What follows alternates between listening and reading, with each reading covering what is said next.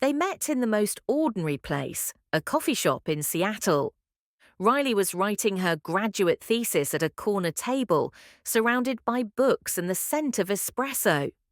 Noah came in every morning before work, always ordering the same thing: black coffee, no sugar, no cream. Their first conversation wasn't magical. He asked if he could share her outlet to charge his phone. She barely looked up. But over the next few weeks, something shifted. A smile here, a comment there. Then came the day he asked her name. From that moment, they were inseparable. Riley, with her passion for literature and quiet thoughts. Noah, with his sarcasm, street-smart wit, and jazz playlists.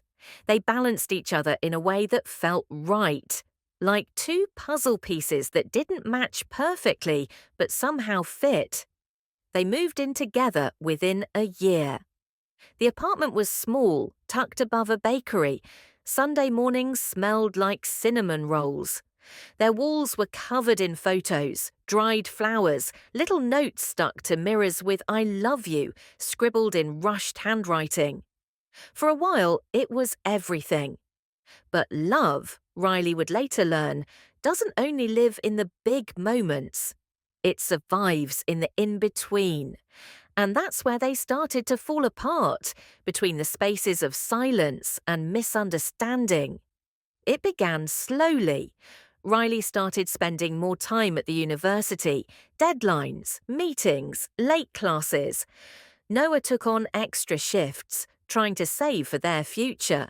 He stopped coming home for dinner. She stopped waiting up. Their conversations grew shorter.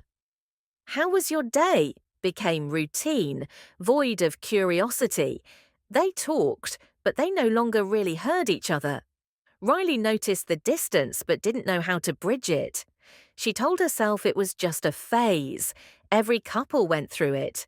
They were just tired, busy, distracted. But sometimes distance doesn't shout, it whispers.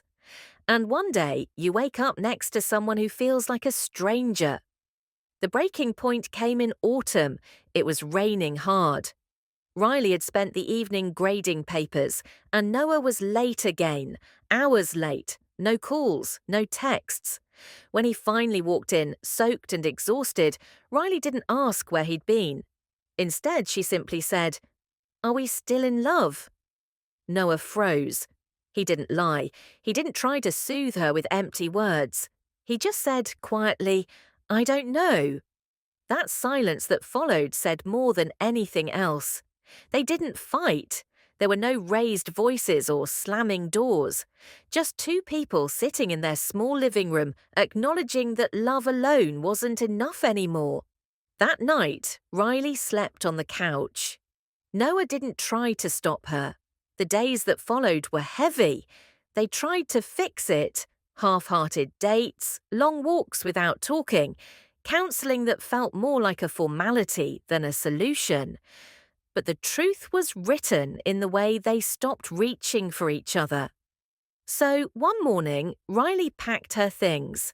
She didn't take much, just her books, her clothes, and the photo of them from their first trip to Oregon, smiling under a waterfall, soaked and laughing. Noah helped her carry the last box to the car. There were no goodbyes, just a long look, an understanding. Sometimes the greatest act of love is letting go. Months passed. Riley moved back to Portland, took a job at a local library, and started writing again. Not papers, but poetry. Sad, quiet poetry that lived in her notebooks, never shared.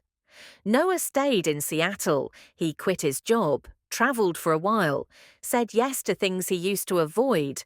Road trips, solo dinners, late-night walks.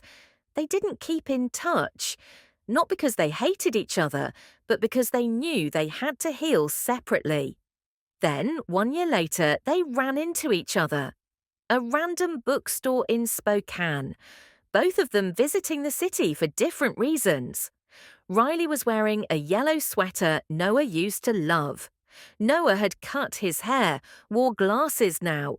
They froze, smiled, and walked toward each other like a scene from a dream. "Hey," she said. "Hey," he replied.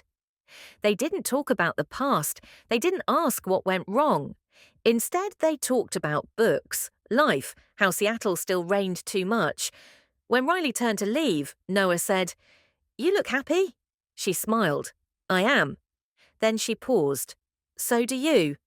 As she walked away, she felt a soft ache, not pain, but something gentler. Love hadn't died. It had simply lived its course. And now it lived in the quiet peace of memory. Because some people aren't meant to stay forever. They're meant to teach you something about love, about yourself, about letting go. And that's okay.